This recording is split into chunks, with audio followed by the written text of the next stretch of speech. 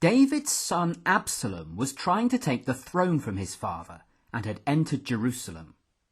David had fled away to the Mount of Olives. Mephibosheth's servant Ziba met him there, with 2 donkeys bearing bread, raisins, fruit and wine.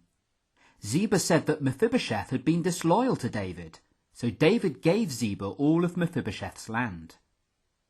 When David moved on, a man called Shimei came out to him and threw stones at him and shouted curses. Joab's brother Abishai wanted to cut off Shimei's head, but David let him live. Meanwhile, in Jerusalem, David's friend Hushai came to Absalom and pretended to be on Absalom's side. This meant he could listen to Absalom's plans. Absalom asked a man called Ahithophel what he should do.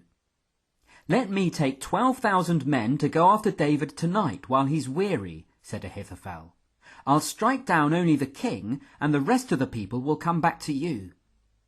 But then Absalom asked Hushai what his advice was. "Ahithophel's plan is not good," he said. "David will be hiding away from the other men. You should gather a great army from all over the land and go out to battle yourself and destroy all his men." And Absalom chose Hushai's plan. Then Hushai went to Zadok and Abiathar the priests and told them the advice he had given to Absalom. The priest's 2 sons, Jonathan and Ahimaaz, were to send a report to David, but a young man spotted them and told Absalom. Jonathan and Ahimaaz ran to a house in Bahurim, where they hid down a well. A woman put a covering over the well and spread grain over it, which meant Absalom's men couldn't find them. When Absalom's men had gone, Jonathan and Ahimaaz went to David and told him the news. Absalom's men and David's men got ready for battle. A man called Barzillai brought provisions for David's men.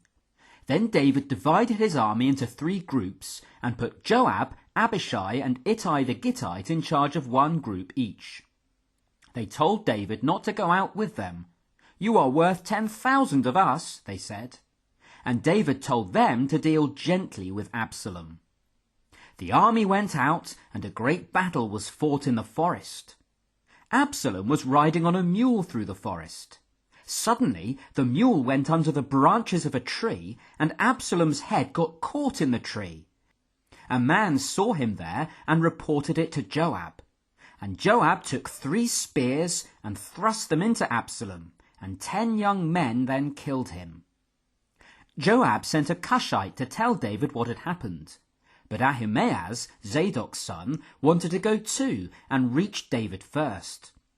Ahimaaz told David that all was well, the Lord had given them victory. But then the Cushite arrived and told David that Absalom was dead. And the king was deeply moved and went away weeping, crying out, "Oh, my son Absalom, if only I had died instead of you, O Absalom, my son." This story shows us that the Lord provides help for his servants. Through men like Ziba, Hushai and Barzillai, God brought David all that he needed. And it shows us the Lord controls the future. He had planned that Absalom would fail, and that's why it happened. And it shows us that evil never wins in the end. Just as Saul couldn't destroy God's chosen king, nor could Absalom. And that's how it will be with the kingdom of Jesus. It can never, ever be destroyed.